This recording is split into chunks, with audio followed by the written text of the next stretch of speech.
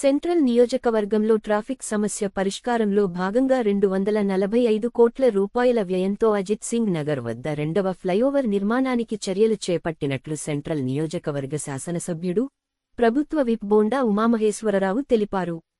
ఈ మేరకు అంచనాలు సిద్ధం చేశామని, ఫ్లైఓవర్ నిర్మాణానికి కమిటీ ఏర్పాటు చేసినట్లు ఆయన చెప్పారు. రాష్ట్ర ముఖ్యమంత్రి నారా చంద్రబాబు నాయుడు, మున్సిపల్ శాఖ మంత్రి నారాయణ, స్థానిక ఎంపీ కేశినేని శివనాథ్ సహాయ సహకారాలతో కేంద్ర ప్రభుత్వ రైల్వే శాఖ, రాష్ట్ర ప్రభుత్వ సమాన భాగస్వామ్య నిధులతో త్వరలోనే ఇందుకు సంబంధించిన పనులు సైతం ప్రారంభిస్తామని, ఫ్లైఓవర్ నిర్మాణం పూర్తి చేసి చూపుతామని స్పష్టం చేశారు. నియోజకవర్గంలోని 58వ division R&B employees association colony రెండవ లైన్లో 35 లక్షల రూపాయల వ్యయంతో నూతనంగా నిర్మించిన తారు రోడ్డు, బిటి రోడ్డు ను బోండా ఉమా ప్రారంభించారు. కాలనీ వెల్ఫేర్ అసోసియేషన్ ప్రతినిధులు బోండా ఉమాకు ఘన స్వాగతం పలకగా, అసోసియేషన్ పెద్దలతో కలిసి రహదారిని ప్రారంభించిన ఎమ్మెల్యే బోండా ఉమామహేశ్వరరావు రహదారి వెంబటి ఇంటింటికో మొక్క నాటే కార్యక్రమాన్ని లాంఛనంగా మొదలుపెట్టారు.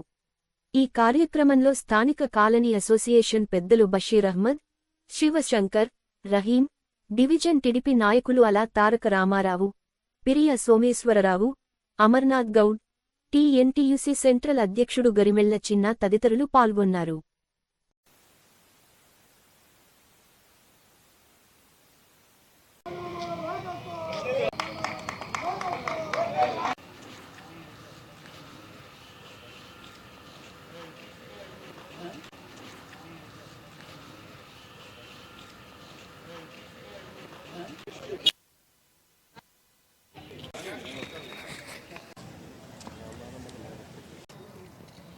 ఈరోజు కూటమి ప్రభుత్వం అధికారంలోకి వచ్చినాక సెంట్రల్ నియోజకవర్గంలో మరి నేను శాసనసభ్యుడిగా ఎన్నికైనాక ముఖ్యమంత్రి ప్రభుత్వం సహకారంతో అభివృద్ధి పనుల్ని వేగవంతం చేయడం జరిగింది. గత 5 సంవత్సరాలు నిర్లక్ష్యం కాబడినటువంటి అనేక సమస్యలు అన్నిటిని కూడా ఒక పక్కా ప్రణాళికతో దాన్ని పూర్తి చేస్తున్నాం. ఇప్పటికీ ఈ 6 నెలల పరిపాలనలో 130 కోట్ల రూపాయలతో సెంట్రల్ నియోజకవర్గంలో అభివృద్ధి పనులు మొదలుపెట్టాం, కొన్ని అయితే పూర్తి చేసాం. ఇవాళ ఈ 58వ డివిజన్లో ఇక్కడ ఉన్నటువంటి R&B కాలనీలో గతంలో ఎల్ఎన్టీ డ్రైన్స్ కానీ మరి అనేక అభివృద్ధి కార్యక్రమాలు గతంలో నేను శాసనసభ్యుడిగా ఉన్నప్పుడు చేపించాం. తర్వాత వచ్చిన ప్రభుత్వం కనీసం ఎల్ఎన్టీ డ్రైన్లని పూర్తి కూడా చేయకుండా ఎక్కడికక్కడ దారిలో మధ్యలోనే వదిలేశారు.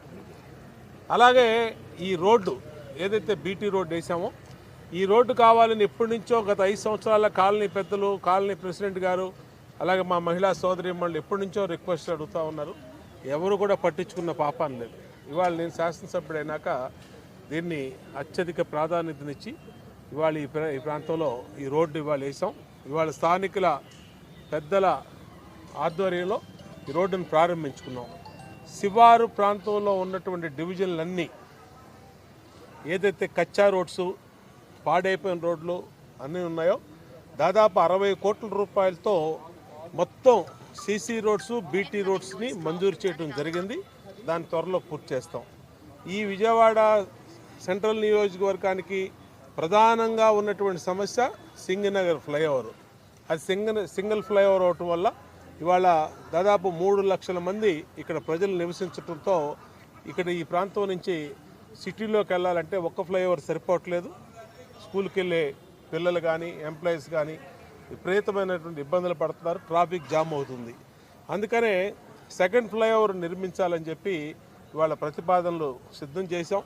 దాదాపు 245 కోట్ల రూపాయలు ఒకటే ఫ్లైఓవర్కి అధికారులతో మాట్లాడి ముఖ్యమంత్రి, మంత్రి నారాయణ గారితో, అలాగే పార్లమెంట్ సభ్యులు కేశినేని శివనాథ్ చిన్ని గారు అందరం కూడా కలిపి దీన్ని పూర్తి చేయాలని చెప్పి నిన్నే ఒక కమిటీ మీటింగ్ కూడా వేయటం కూడా జరిగింది. త్వరలో దాని పనులు కూడా శాంక్షన్ తీసుకొస్తాం రైల్వే బోర్డు నుంచి. రైల్వే బోర్డు శాంక్షన్ రాగానే 50-50% central government 50, railway state government 50, 125 కోట్లు 122 కోట్లు స్టేట్ గవర్నమెంట్, 122 కోట్లు రైల్వేస్తో ఇద్దరు నిధులతో జాయింట్గా దాన్ని స్టార్ట్ చేపిస్తాం. ఎటువంటి పరిస్థితుల్లో సింగనగర్ 2వ రైలు వంతెనని ప్రారంభిస్తాం, పూర్తి చేస్తామని కూడా మా సింగనగర్ ప్రజలందరికీ హామీ ఇస్తా ఉన్నాం. ఖచ్చితంగా అభివృద్ధి పనుల్ని ఒక పక్కా ప్రణాళికతో ఏ డివిజన్లో ఏ పనులు కొరవున్నాయో, ఏ పనులు మిగిలిపోయినాయో స్థానికుల నుంచి తెలుసుకుంటాం, వినతులు తీసుకుంటాం.